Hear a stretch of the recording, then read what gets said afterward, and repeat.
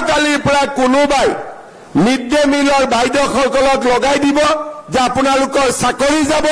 মই এতিয়াই কৈ দিছো কাৰো চাকৰি নাযায়, বৰঞ্চ দুই এদিনতে তেওঁলোকৰ দৰমহা বঢ়াৰহে ভাল খবৰ তেওঁলোকে শুনিবলৈ পাব। গতিকে প্ৰচাৰ কৰা ইলেকশ্যন যিমানে ওচৰ চাপি আহিছে, ভুৱা প্ৰচাৰ কৰা এচাম মানুহৰ সংখ্যাও বাঢ়িছে।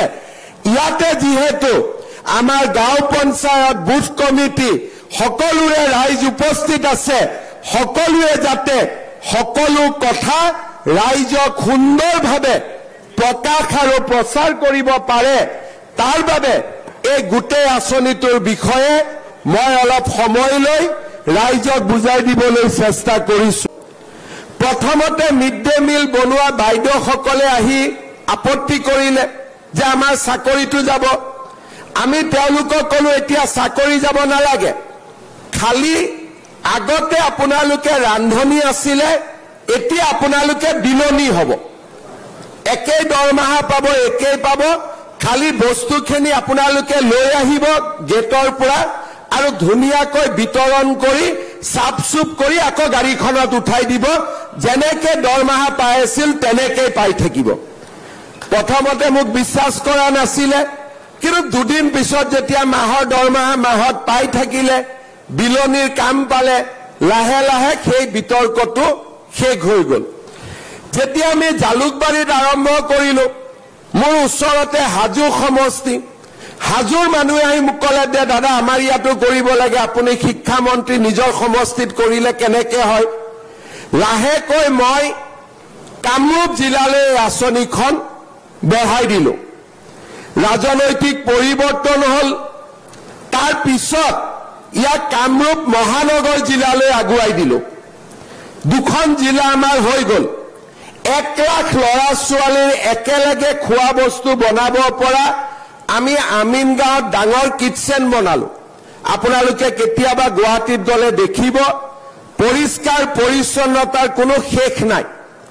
যেতিয়া কোভিড আহিলে, গুৱাহাটীৰ যিমান কোভিডৰ আমি চেণ্টাৰ বনাইছিলো, এই অক্ষয় পাত্ৰ ফাউণ্ডেশ্যনৰ পৰা আমি তালৈকে খোৱা বস্তু পঠিয়াইছিলো, কাৰণ তেতিয়া স্কুল কলেজবোৰ বন্ধ আছিল।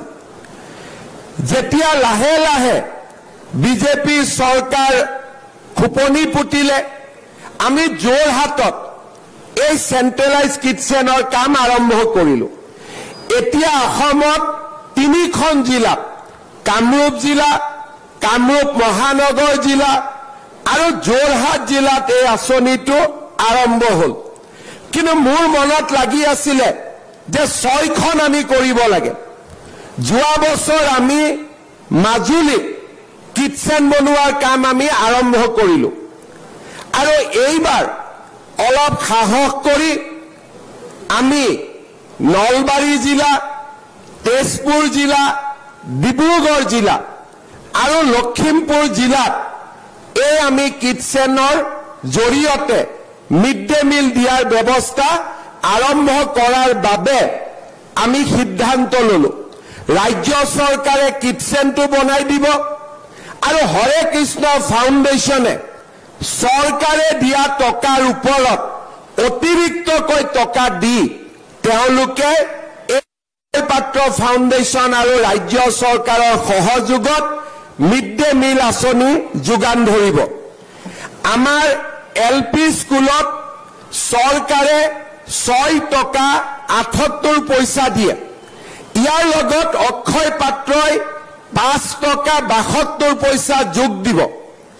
এতিয়াৰ পৰা ডিব্ৰুগড় জিলাৰ গোটেইকেইটা সমষ্টিতে 6 টকা 78 পইচাৰ পৰিৱৰ্তে ল'ৰা ছোৱালীয়ে 12 টকা 50 পইচাৰ প্ৰতিদিনে মিড ডে মিল খাবলৈ সক্ষম হ'ব। তাৰ মানে খাদ্য পুষ্টিকৰ হ'ব, আৰু গাড়ীখনতো ইয়াতে যিটো ইয়াৰ পৰা দুলীয়াজানলৈ লৈ যাব, গোটেইটোত হট চেম্বাৰ থাকিব। তাৰমানে যি গৰম ইয়াত আছে, স্কুললৈ গৈ একেটা গৰমে গৰমে তাতে গৈ খোৱাখিনি পাবগৈ।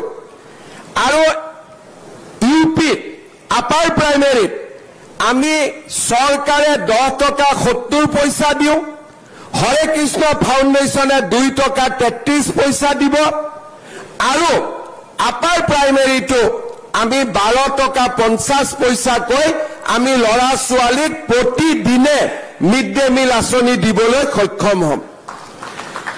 ডিব্ৰুগড় জিলাত কোনোবা ব্যক্তিয়ে যদি ভাবে যে মোৰ আজি জন্মদিন, মই টিংখঙৰ ছাত্ৰ ছাত্ৰীসকলক এটা ৰসগোল্লা পঠিয়াব খোজো, খোৱাঙৰ ল'ৰা ছোৱালীখিনিক মই অতিৰিক্ত কৰি আজি এটা মিঠাই খুৱাব খোজো, পায়স খুৱাব খোজো, ইয়াত আহি আপোনালোকে কৈ দিলে, নতুন পইচাখিনি দিলে টিংখং আৰু খোৱাঙৰ প্ৰতিগৰাকী ছাত্ৰ ছাত্ৰীলৈকে অকণমান পায়স আপোনাৰ জন্মদিনৰ দিনাখন আমি পঠিয়াব পাৰিম। বোলে মোৰ আজি মন আছে ডিব্ৰুগড় মেডিকেল কলেজৰ পেচেণ্টখিনিক, ৰাজগড় FRUৰ পেচেণ্টখিনিক মোৰ জন্মদিনৰ দিনাখন মই খুৱাব খোজো, ইয়াতে আহি কৈ দিলে আপোনালোকক অতিৰিক্তকৈ খোৱা বস্তু বনাই দিব, আপোনালোকে গৈ তাতে খোৱা বস্তুখিনি পেচেণ্টসকলক খুৱাব পাৰিব। আমাৰ গুৱাহাটী মেডিকেল কলেজত কোনে দিছে কি কৰিছে মই নকওঁ, সেইখিনি ৰাজনৈতিক হ'ব। গুৱাহাটী মেডিকেল